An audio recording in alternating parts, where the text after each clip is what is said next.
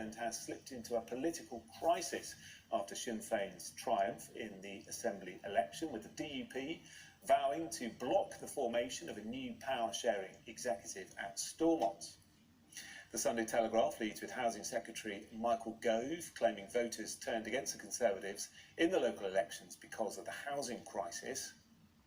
In a change to royal protocol, the Duke and Duchess of Cambridge are set to be addressed by their first names while on duty and not their title. That's according to the Sunday Mirror. Just William, the headline. And the Sunday People reports Ukrainian hackers have attempted to halt Putin's Victory Party vodka. And don't forget that by scanning the QR code you'll see on screen during the programme, you can check out the front pages of tomorrow's papers while you watch and listen to us talking about them. And I'm joined tonight by Rachel Shabby and John Stevens. Great to see you. So let's crack on. Lots to talk about. It's been a very busy 48 hours or so. Rachel, let's start with you in the front of the Observer and this huge news this evening. Seismic, as the Observer says. Sinn Féin now the largest party in Stormont, and victory fueling debate on the future of the union, as the Observer says. What do you make of it? I think you're absolutely right. It's a massive story. It is a seismic shift for Northern Ireland. Sinn Féin secured 29% of the first preference vote. It's now got the majority of seats in the Northern Ireland that gets to nominate the First Minister, which is a huge, huge change for a political system in Northern Ireland that is designed to keep returning unionist parties. But it does seem like, I think Sky News was crunching the numbers earlier today, which was super interesting, because it looks as though, in terms of vote share, Sinn Féin hasn't actually gone up. It's just that the unionist parties, and in particular the DUP, has been punished, and non-aligned parties have increased their share.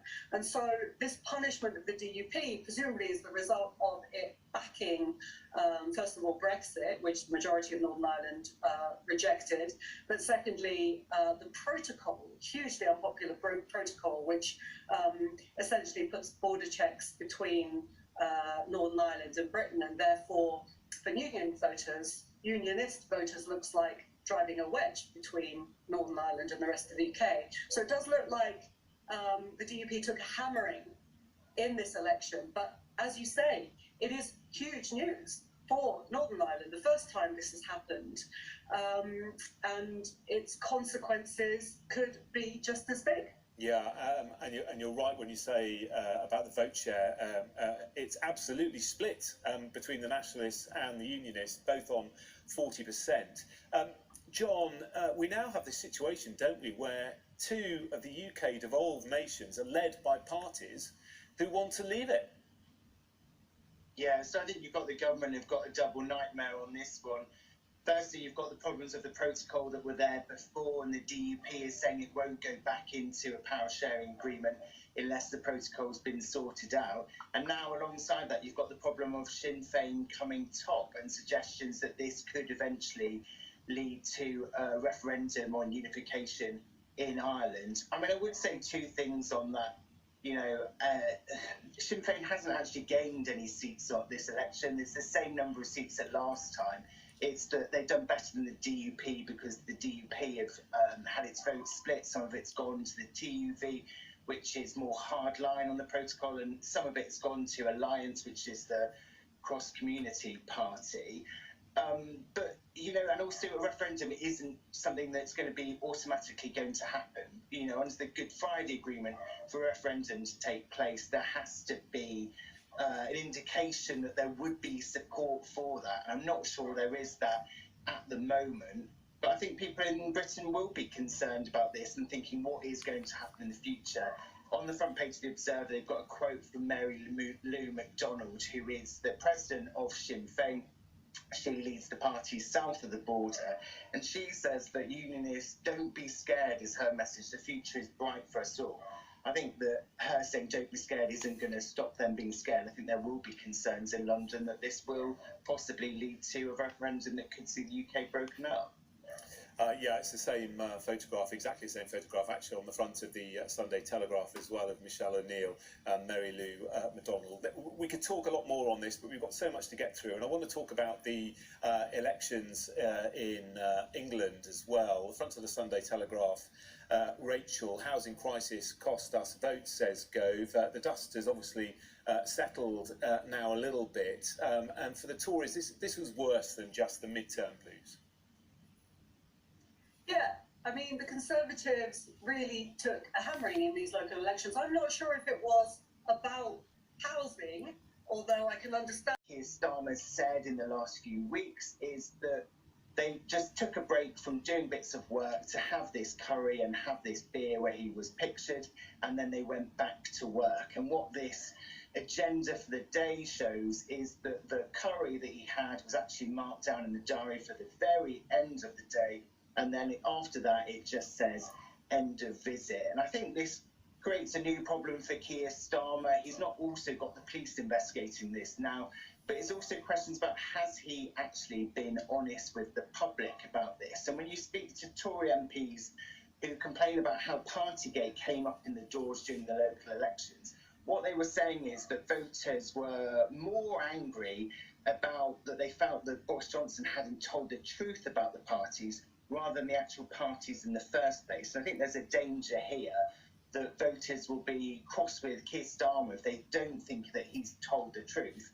And then added to that, the hypocrisy of complaining about Tories having parties. If he is fined and found to have breached the rules, then I think that will be a toxic combination of both dishonesty and hypocrisy. Yeah, Rachel, Brexit Bill's Bonanza, exclamation mark. Yes, this is the Queen's speech, which is going to be taking place on Tuesday, when the government will set out its legislative agenda, if I can speak, which will be its list of bills that it's planning to bring forward in the next year or so. And the Sunday Express is reporting, describes there's going to be a super 7 of Brexit freedom bills. It says that there'll be 7 bits of legislation in there which are linked to Brexit, using the kind of freedoms that we've got since we left the EU to do things. Although I've not quite read the full article, so I'm not sure what exactly they are saying is going to be in this legislation.